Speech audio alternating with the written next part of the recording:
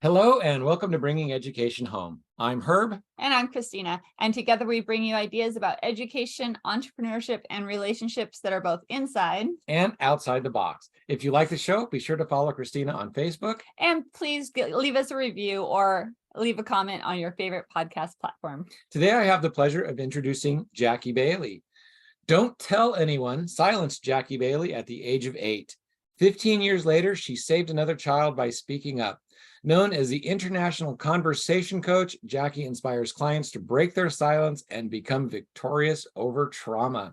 Today, she is the founder and executive director of the Speak, Feed, Lead project, which has empowered hundreds of children, teens, and adults with confident, courageous voices shared on global stages, competitions, podcasts, and books. And I want to welcome Jackie because this is a great way to get together. Jackie and I are in a group called Role Model Makers. She has been an inspiration to me looking at how to work with children and families. And I thought it was really important that we bring her on and help families understand how to nurture that speaking, that growth of your child as they're aging and growing through their education and learning process. So Jackie, welcome.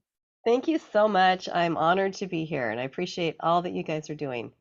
Thank you so much. And be sure to check out her full bio to see all of the cool stuff and awards that she's doing, because she really has done a lot of really cool stuff, which leads into her business, the Speak, Feed, Lead. So would you like to tell us a little bit about what it is that you're doing, And why? passion, and how you got involved with it?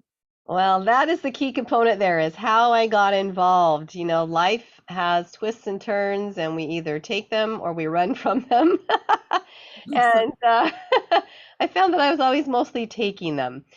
So the reason that I feel so passionate about helping children to find their voice is because when I was a child in the throes of abuse in varied ways, from a sibling and from a family friend and a few kids at school, I know what it's like to be silenced. In fact, I was told, don't tell anyone, as you mentioned in my introduction. I was taught to lie and just basically kept silent through coercion and threats. I was always afraid to speak up because I thought, well, maybe I'll accidentally tell something I shouldn't, and then what could happen? And so it is this fear that is placed over you as a child, or at least it was for me. And I didn't feel like I had the freedom to talk, even though, you know, I wasn't shy necessarily. I was just really careful about the way I conducted myself. And I was pretty obedient in that don't tell anyone. I didn't, and I kept it inside until a moment when I was an adult and I was married with 2 little kids, and my sibling abusive brother got married and they had a baby girl. And now I'm in this situation where I need to say something to keep her safe because no one knew besides me that that was a problem, or I needed to go away from this planet and just not worry about it anymore because I couldn't live with the fact of not saying anything and then just hoping that nothing happened to her. And for months and months, I was just really in this crisis of emotions, trying to figure out what would be best to do. And I was really just filled with anger. All of those emotions from my childhood came back all at once, and they all sort of settled on anger. And here I had 2 little kids. I think my daughter was about 3, and then I had a baby. My son was a baby. And I just got angry, and I would like smack my daughter on her diaper butt just because she got in front of the TV when I was watching something. It was just little things like that that would set me off. And my husband started to realize, whoa, something's going on here. He's thinking, I want out of the marriage. I don't love him anymore. I mean, and this went on for a very long time. And then finally I decided that suicide, if I took my life, meant that my children might not be safe because no one knew to watch out for them. So I thought, well, to save my niece and to save my own children, I needed to stay alive. And so I broke the silence to my husband. He was the first one that I told about all those secrets I'd kept for years and years. And he didn't want to leave me, which was a risk of mine. I thought he wouldn't love me anymore because he'd see how really ugly I was, or I thought maybe he wouldn't believe me and think I was crazy and try to take the kids. Just all these scenarios that go in your head. None of that happened, and in fact, I felt very supportive. And I started therapy, and then one by one, I started to break my silence to the rest of my family and my sibling brother's abusive brother's wife. And then I started therapy and started to finally sort of work through all of these feelings. And it took a long time, but I was able to eventually forgive the abuse. And in fact, found out that my brother had actually confessed to 3 authority figures when he was a young man about what he was doing to me. And no one helped him, and no one helped me, and no one told our parents. And so I had some compassion for him at that time because I felt like neither one of us was helped. Neither one of us was saved, and we could have been. And so it became easier and easier after that to consider that maybe I could forgive. Maybe it was in me to do that. Right. And using my voice years later to say those 3 magical words to him really commenced my healing, and it helped it seal for me that I could do anything. If I could work through all of that and still come out being forgiving, I could do anything. So years ago, I had an opportunity to speak or to teach some public speaking skills to a group of homeschool kids. I'd never done it before. I'd never even considered doing it. But I thought I could do that because I was in the World Championship of Public Speaking competition, and I was a bit of a local celebrity because I was getting ready to go to the semi-finals of that competition in Las Vegas. So I took it on, and I saw immediately the impact some simple training had on these kids. Yeah. When they started to come in standing a little taller, their faces were beaming a little brighter. They were speaking out more forcefully and without hesitation to say what they wanted to say. And they were allowed to speak about anything they wanted to. And I really saw, wow, if I'd had that ability when I was their age, how different could my life have been? And so I developed more and more curriculum. I kept teaching these kids for a while, and I taught some kids that were at a nearby school, and then I started developing my own courses, and they were getting full all the time, and everything was going really great. That's awesome. Excuse me. Yeah. And I just saw this major change that it had in the kids, and so I've continued to build on that ever since. That is so amazing. Because as a teacher in a classroom for 27 years, it's one of those things that trying to get my kiddos to speak up loud enough so I could hear them from the back of the room to the front of the room, or to get them to go up front and share something with the rest of the class. When they were younger, 2nd grade, 1st grade, they were always anxious to share. Oh, I want to share this and read my story and everything. But then when I taught 3rd and 4th grade, I noticed that shift in kids, right? They were like, well, now I'm not quite so anxious to get up there and share. And so it's one of those things that as a teacher, trying to pull that voice out of them as well, and just encourage them. You are okay. You can do this. Keep going. And then I started looking at myself like, oh, wait a second. I was the teacher who was petrified of back to school night because I was in the front of the room with parents. Because people always say, you're a teacher. You speak all the time. It's like, no, I speak to my kids who are in my class, who I know, speaking in front of other people, which has been part of my journey through this year. So I love what you're doing. I am so glad that you found your voice and have been helping other kids share their voice as well. So how, right? How? Actually, Okay. So I'm coming from a different point. I'm also a coach, a psycho-spiritual coach. So there was something that you said that caught my attention that I haven't been able to let go of. So I have to kind of get Go this. for it. When you were talking about how when you first started telling your husband that you were worried that he was going to see how ugly you were. And right there, I would like you to know that you are not and were not and have never been ugly. And to all of our parents and children out there, if somebody has done something that makes you feel ugly, it's them that has done something that it's ugly, and it is not you. So if you feel that way, there's so many ways that you can help, and that is, it sounds like what she leads into. So Yeah. just that one comment in there, I heard that as something that was still kind of current, and I wanted you to know that I see you and I think you're beautiful, and I don't even know you that very well, but I just heard that and I felt that, and then I wanted to share. So just because people have done something ugly maybe to you, please don't internalize that as something that you are. So you are not. Yeah, no, it was, and I appreciate that. Thank you. I don't consider myself ugly now, but I did feel ugly inside then because of all the emotions that I'd been holding in. And there were times throughout my childhood when my mother would make comments to me that were not helpful and did not open up the doors for me to be able to communicate with her. In fact, one of my abusers was a family friend, and he would come to the house when he knew my parents weren't home, and he knew that he could groom me in a certain way. And when my mother was reading a newspaper one morning, I was about 11 years old, and she read the headline, she said, "Oh my goodness, Ray has been arrested for molesting his daughters. Jackie, I'm so glad he never did that to you." And I'm thinking, 11 years old, okay, my mother is glad to be ignorant. My mother is glad to not know what's actually going on. So if I say something, I'm going to make my mother sad. I don't want to do that. So it became my responsibility to make everybody happy by keeping silent about what was going on, right? And so there's just little things, the way that I interpret it.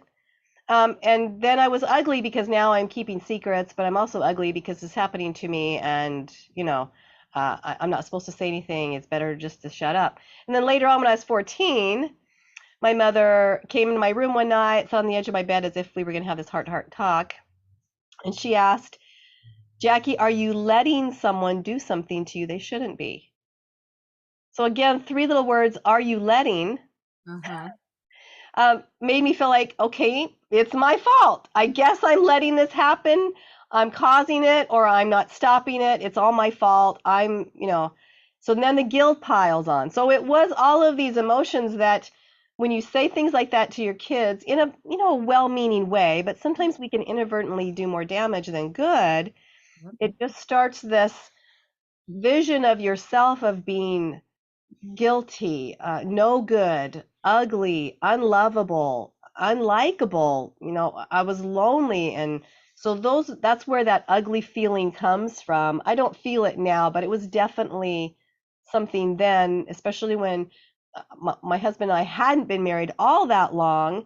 He thought one thing about me, that I had this horrible secret that I'd not let anybody in to see. And so what was he going to think when I actually took off that mask and saw a different person, So that's where that was coming from. But we do, from the husband's point of view, that would not be a problem. That would be something that would draw him in and make him feel more protective of you. That, to me, it wouldn't make you ugly. So yeah, I understand why you wouldn't necessarily want to say something like that, but at the same time, it's like, if he really loves you, then that will. Yeah, absolutely. That's how it ended up. We need the happy ending, right? Absolutely. And even happier than that is that you took your power and started sharing, right? That's the thing, is that's my message for anybody, is your voice is so much your superpower, because it was what started the healing process for me when I was finally willing to speak up, when I made that move to do that. And then when I started sharing it with the therapist, and I broke the silence to the rest of my family and started telling them one by one. I didn't know who was going to believe me. I didn't know what anybody's reaction was going to be, but it had to be done to save my niece, right? And she was kept safe, and Good. That's another part of the happy ending. So people watched out for where she was and who she was with, and that was a good thing. That's amazing. That is the way it needs to be. Yeah. Wow. Awesome. So if you are a parent and you're noticing that your child is changing a little bit or doing something a little bit different, make sure that you're checking in with them. and be careful of the words that you say to not maybe insinuate blame or whatever. But then also, how can parents get their children to speak up? What are some tips and tricks for parents to really encourage them to have that voice? And again, it's not a voice that's going to be one that's necessarily like demanding and things like Right. that, but a voice that shares what they need to share. Yeah. I think as a parent and a grandparent myself, Mhm. I know that at times I've made mistakes in assuming that my teenager is just going to open up to me when I've done nothing to prepare for that to happen, right? So you have to start early on with questions that will let your child know that you're sincerely interested. And I think the most damaging thing that was not in my day when I was a parent, is these devices. Uh-huh. I mean, this is if there's always a device in front of you and you're asking your kids questions, they're not going to answer you because they know you're not listening. And I hear this from my students. Uh-huh. My mom, when she's texting somebody and she's talking, I'm just going to say fine or whatever in Mhm. answer to her question, because why would they go into a deep, dark roadway of feelings and thoughts when they know mom's not listening? And so Right. that's one thing parents is, I would say, never talk to your kids with a device in your hand. Right. Put everything down, focus on your child, look at them while you're talking to them. And if that's all you do, it's going to be better than not doing that, Right. right? And then you need to ask questions like, instead of, how was your day? I mean, that's so general. And sometimes we say that as a courtesy question where we really don't expect a long drawn out answer. And to Right. cover an entire day could be a lot, but you can say, what was the best part of today? Who did you sit with at lunch?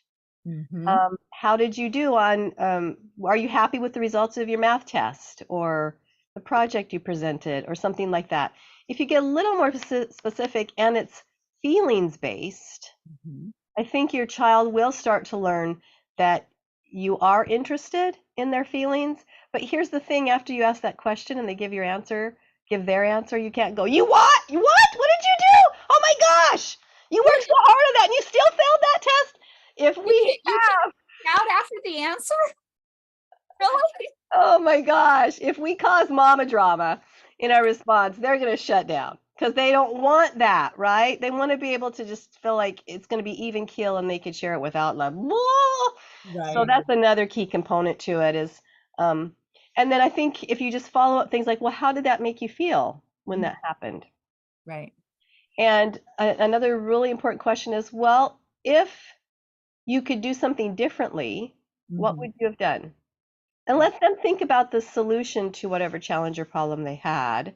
What would you do differently if you had to do it again? And let them think about that. That is such an important learning tool for our kids. And again, it lets them know you have faith in them that they can be independent of you. Yes. At some point they're going to be, right? And you're training them to do that. Yeah, yeah, hopefully. But those are the just simple tools that we can do to help our parents, or sorry, our students and kids feel safe with us. And that's really what they need, is they need to feel safe and unjudged, and then they'll begin to open up. I love that. And actually, this guy is an expert at it. Wow.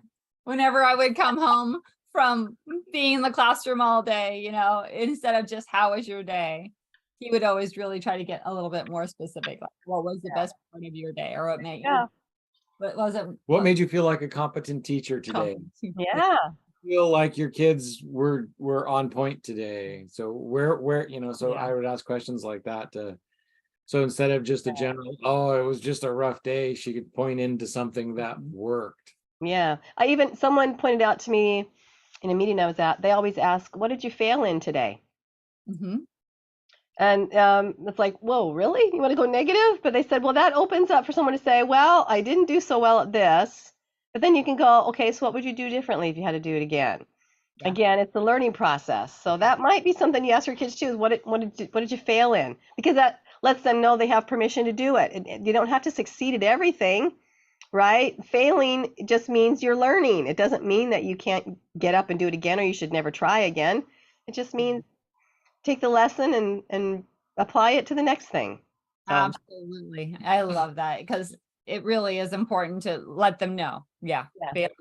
For a while at the end of my night, I had this thing where I was journaling, and some of the questions that I was asking myself was like, well, what was the worst part of your day? And it's like, was it really that bad? And what could you have done better? So that I used to kind of do that. Mhm. Yeah. But that was one of my things that kind of fell away over time, but while I was doing it. Yeah, good. It's nice to know. So yeah, those types of questions to kids are really going to be helpful. And then when you really are concerned about something, I think you can say, I've noticed lately that you seem a little down, or you don't seem to want to hang out with your friends anymore. How are you feeling about your friends? Or are there activities you don't like anymore? And why is that?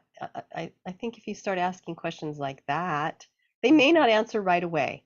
I mean, don't expect that they're going to just spill their heart out to you on the first try. But again, you have to show them over time that you are sincere in wanting to know. And I think a lot of that has to do with starting young. If you have little ones at home, start young. Yeah. Have, each day or every other day, have a 5-minute conversation with just your focus on them so they know that they can start building that trust in that relationship. One of the things that another expert shared with us at times is that if you're starting with an older kiddo, don't necessarily go face to face. Do it while you talk while you're walking, or talk while you're Yeah. do something with it. So there's a little bit of a buffer, but they can still get that comfortableness of starting to speak. So you're working, but not like eye contact heavy. Right. They can be away from you and talk with you. So walking talks are good for that as well. Driving talks too. You Yep. can't be too far away if you're driving in the car, but you're not necessarily looking at them either. Exactly. No, I have a teenage son or grandson who's 14, Uh-huh. and he likes to help his dad cook in the kitchen. Yeah. So that's a perfect time to have conversations if you're doing something like that together and you're chopping up vegetables or whatever. You just have a casual conversation. That's Yeah, great exactly. opportunities. Yeah. You're distracted enough to let important information jump out at once in a while. Exactly. So Yeah. we're getting these kids to talk to us more and share with us and things like that. But what if we think that maybe they would be a really good like public speaker or a competition speaker? What's something that a parent can do to kind of test the waters and see if the kids really want to go that direction? Well, I think it's up to the child, really. I mean, I talk with parents that say, "Oh, my kid has no fear. He'd get up on a stage and, give an entire speech, no problem." And I go, "Okay, that's great. Well, are you encouraging that? What are you doing to motivate that child to build on those skills and those desires? Because if you don't, they're going to have a bad experience and then they're never going to want to do that again. Is that really what you want?" So I say, if your child wants to do it, give them opportunities to do it. Help them build the skills. Yeah. But on the other hand, I have parents that say, "Oh, my son would rather eat glass than public speak," right? Yeah. And he's tried all these programs and just doesn't want to do it. And then I say, "Well, here's the deal. Communication is not optional, right? Right.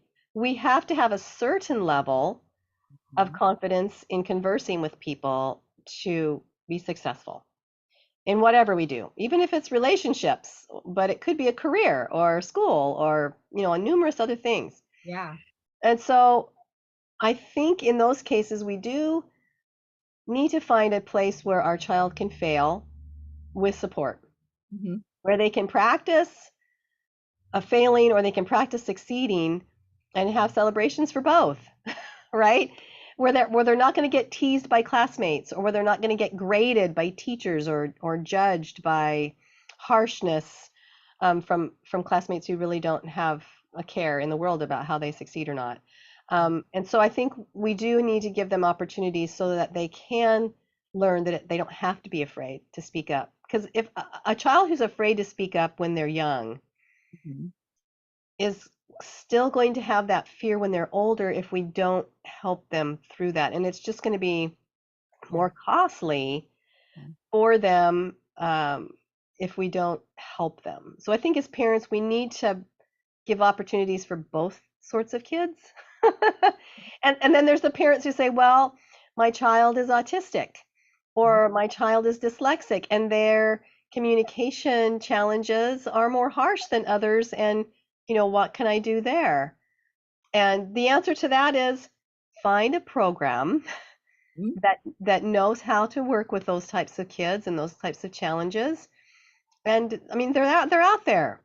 And then be encouraging. Right. Absolutely. Learn how to love, and then their dyslexic won't be a problem. Then they will find ways to overcome it. Right. If there's something they want on the other side of that, they will go get it. So if you teach them to want what's on the other side of that, then it no longer becomes a problem. Absolutely. I had one student start with me early on, and he was probably in 5th or 6th grade, so 10 or 11 years old, something like that, maybe 12 years old. No, I think he was 11. And he was pretty shy. He always had something to say, but he didn't always say it well, or he wasn't always happy with the way he said things, and he would be really critical of what he should have done, Right. put himself down a lot for that. Well, after working with him for a couple of years and watching him give these amazing speeches in front of the group, he came to me just as he was starting high school, and he said, Miss Jackie, I love public speaking so much now. I want to give back. I want to start a club at my school where kids can learn public speaking, because I feel like it's really important that they have a place to do that. Yeah. That's awesome. I said, have you talked to your teachers? Have you talked to the administrators? Is there a classroom you can use? And he's like, no. I said, well, that's how you'd need to go about things if you were going to have something at your school. And I'm sure there's like rules to start clubs and things like that. Or I told him that I would be happy to sponsor a club for him, and we could have it here at the studio, and we've got the curriculum already designed. And he's like, yeah, let's do that. So we started the Speak-a-Boom Club. Speak-a-Boom it was his name. He became the first president of the club, and we started with 25 kids. And that was 4 years ago, and we still have, we fluctuated in our numbers here and there, but I think we're about 20 now still, and we meet every other week throughout the year. And these kids it's a nice practice stage, and I love to see them being so supportive of each other. This is what happens when you start a child when they're young and they have good experiences presenting and they overcome their failures and learn from them. They do want to give back, and that is such a beautiful thing. And Charlie is still in the club, and he's still mentoring the kids younger. I think he's going to be a senior in high school this year, and what he's giving back is just amazing, and he'll probably continue to do that even as he moves on to college. So those are the things you can do. How did he go round up 25 other kids who wanted to come? We just started advertising that we were doing it. Okay. And little by little, kids learned about it, and they started coming. And then it started before the pandemic, so it was here at my studio, and we would have a full room, barely enough seats for everybody. Kids at the end of a school day can get a little bit gamey. Really, it can be a little wonky, a little. Yeah. But we always had fun, and they, like I said, the beauty was that they supported each other and they were giving feedback to each other. So, a 10-year-old boy would get up and give a speech, and a 13-year-old girl would give him feedback. And she said, what I really liked about what you said was this. I got a little confused right here, so I suggest that maybe you work the story just a little bit better and organize it differently so that I can follow along. It was just little things like that. We do that in some of our coaching groups. Yeah. We do that as adults in our careers. So yeah, but that's what I was going to point out right there, is that's super, super important, because you're teaching the kids how to critique and how to take those little bits of not criticism, but ways to make it better, right? Yeah. And that is so, so important because unfortunately, I feel we're in a society today that if you like say something to somebody, they take it completely wrong. Oh, well, you're just like criticizing me, or you're just like tearing me down. So our kids need to learn how to do that give and take back Yeah. and forth. Yeah. And the key is to ask, can I give you some feedback? Yes, that helps. And if someone says no, then you go, okay. Okay. So another thing that I do is I would like to point out that your story about the young man and his wanting to give back is very much the hero's journey. So he went out and he faced his dragon, which was public speaking. I don't like public speaking. He got the skills, he got the sword, he learned how to use it. He went out and he fought the dragon, which was public speaking. He learned, he got good at it. He returned to home. He came home after his grand voyage. Yeah. And then what the hero does is he gives back that which he learned. So it's a small hero's journey. And so it's not necessarily the grand life thing, but Right. so there's so much of that also in the healing work that I do, and the people that I work with, is some of these people have these experiences, and the first thing they do is like, everybody needs to be able to do this. So that sense of completion of wow, this was such, it draws that need to bring other people into this feeling, into this humanity. So thank you for sharing, and thank you for bringing that story back. Yeah. Well, you as well. Thank you for pointing out the hero's journey. I'd never thought of it that way before. That's awesome. So the one other connection I was making there with my classroom was that whenever we would like do math, right? And people would present their math problems up on the board and like, oh, well, I did it this way. One way I taught the boys and girls to give that feedback carefully was that I like what you presented, but I see something that I did differently. May I share how I did it? Or so instead of saying that was a mistake, you did it wrong, it's like, oh, I can see what you did, but I did it differently. So then those boys and girls were able to share back and forth and ultimately find the mistakes together. Yeah. So, awesome. Yeah, I like that. And it's an important skill to be able to give feedback without it being necessarily critical. I think it's more of a, you can still be positive, and I think you highlight what someone does well and say, would you consider trying this the next time? Or what would you think about this if you added this or whatever? And I think there's positive ways to do that where people will be more accepting of your feedback than the criticism of it. Exactly. Yeah. So, and do you have one more tip that you want to kind of give to parents, or one more thing you really want parents to know about helping their children become these speakers, become these people who can share their voice? Yeah. Well, we have some amazing opportunities for these kids, and one of the ways that they really grow as speakers is learning the conversation skills. So we teach them 5 basic rules of effective conversation. Okay. And once they understand those and they feel comfortable with the one-on-one, then we lead them to podcasting.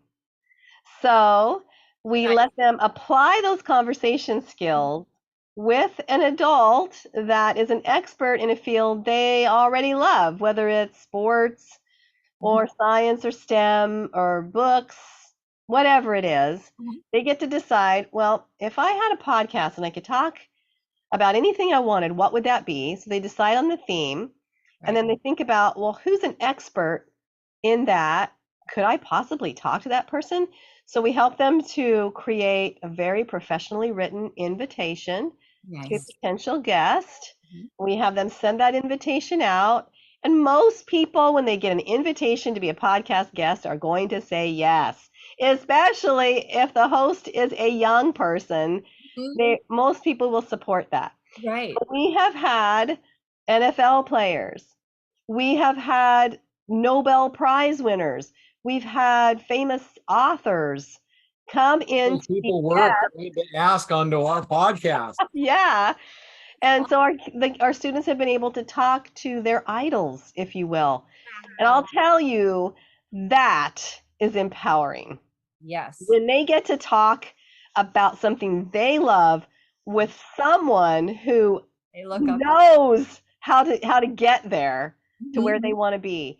That's pretty amazing. But it all starts with the conversation skills, and then we allow them to apply it.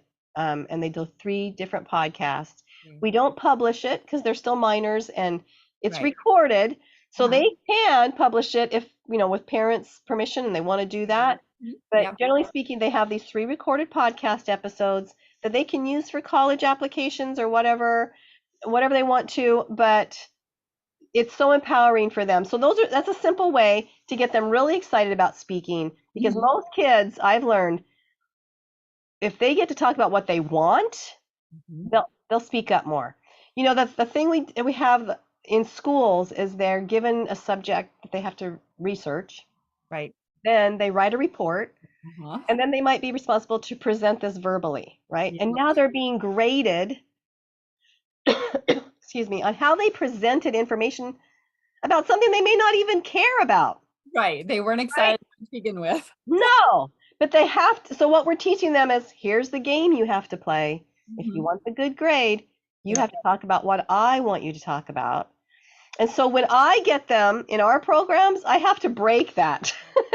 And That's because the out of the box coming through again. It's like, that's actually why we're starting our school and helping people get their children out of school. yes, So instead of writing reports on stuff they don't want to write reports on, the parents get to find out what draws their children in, and they write reports on stuff they want to write reports on. Mhm. So again, you're talking the difference between public school systems and some of the things we do. And so Yeah.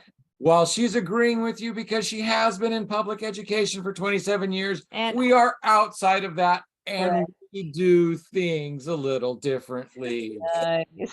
just wanted to point that out real quick. I was also shaking my head because for a while before I started my new direction, I was one of those teachers. We're going to do insect reports and everybody's going to give it to talk about insects. And the Mhm. boys and girls were like, oh, yay. So, Yeah, exactly. Yeah, okay, good. But I have to do it to get a grade, right? Well, right. when they come to me now, even when they get to talk about whatever they want to, they Mhm. still go into report mode.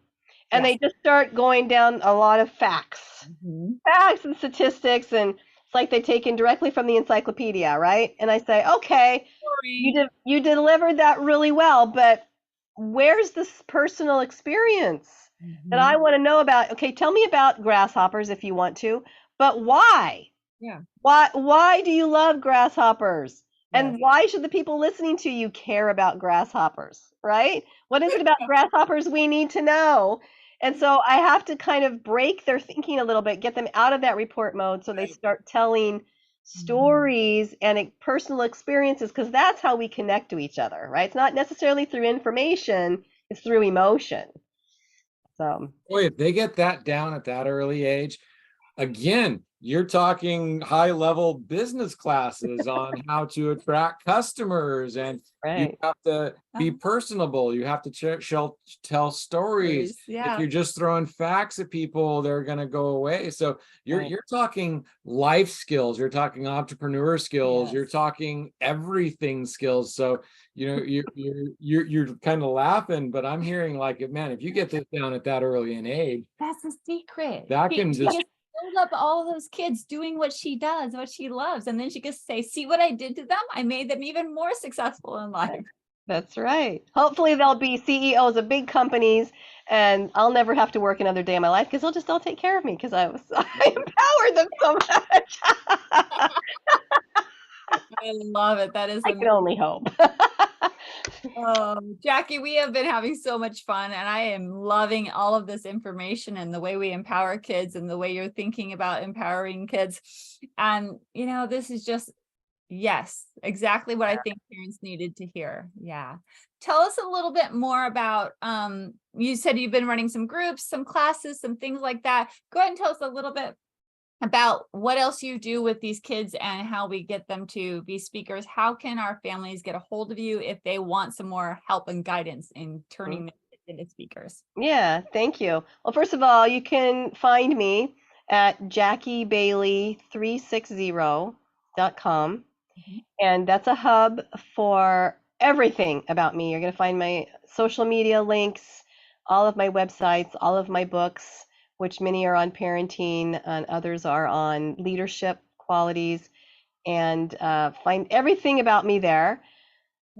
As far as our programs, we start with kids as young as 10 Yeah. because we find that at the age of 10, they are capable of giving that feedback, which is such an integral part of our programs. So from 10 all the way up, I mean, we work with adults as well.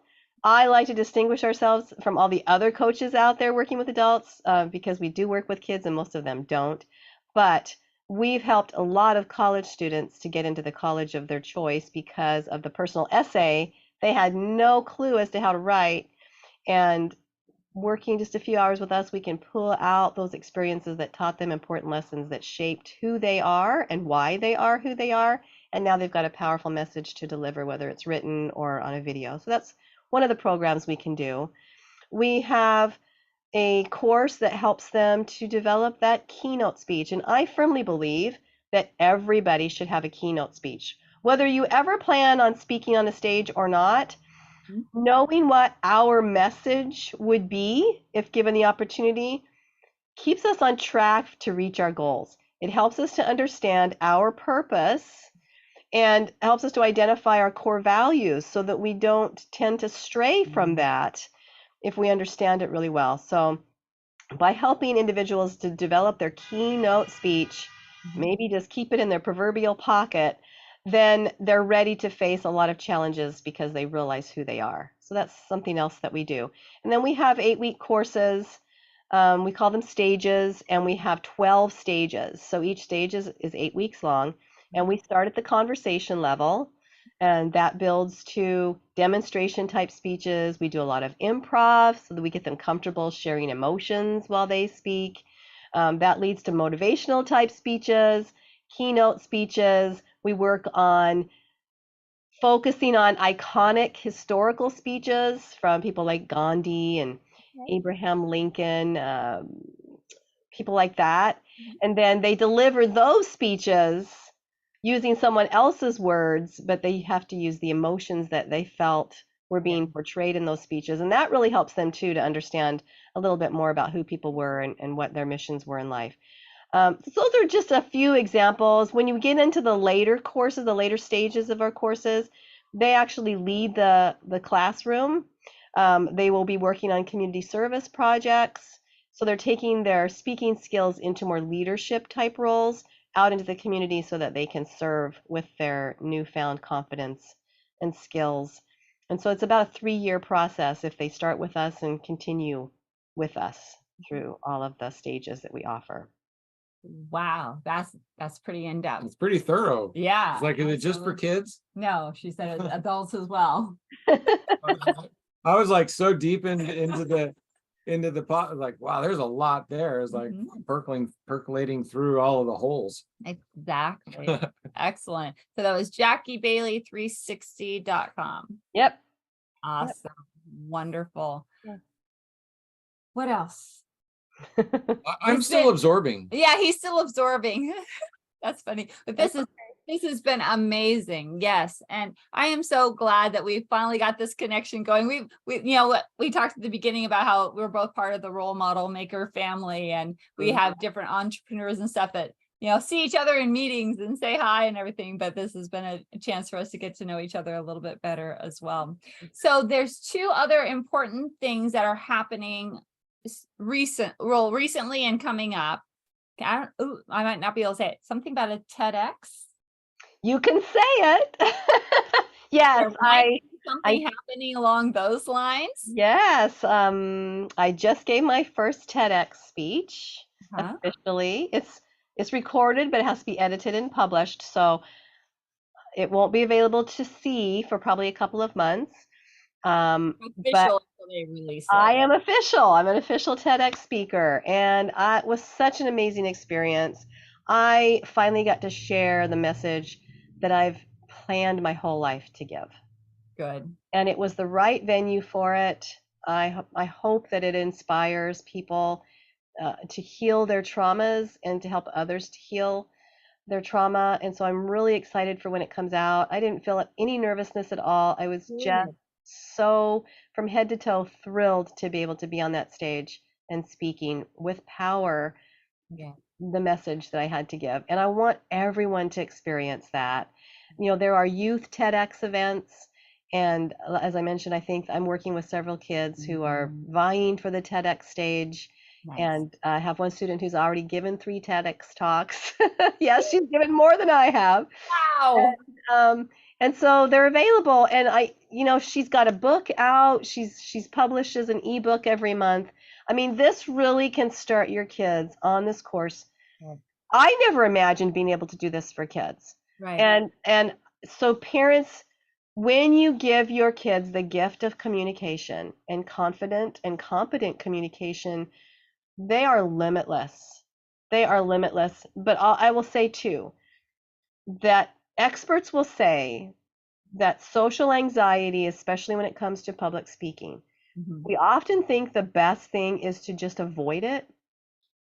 But actually, experts will say it's not. Avoidance is actually validating that they should be afraid of it. Mhm. But the way to heal from that or to overcome it is to be in a situation where you can safely practice and Yeah. safely fail and get the feedback you need to try and try again.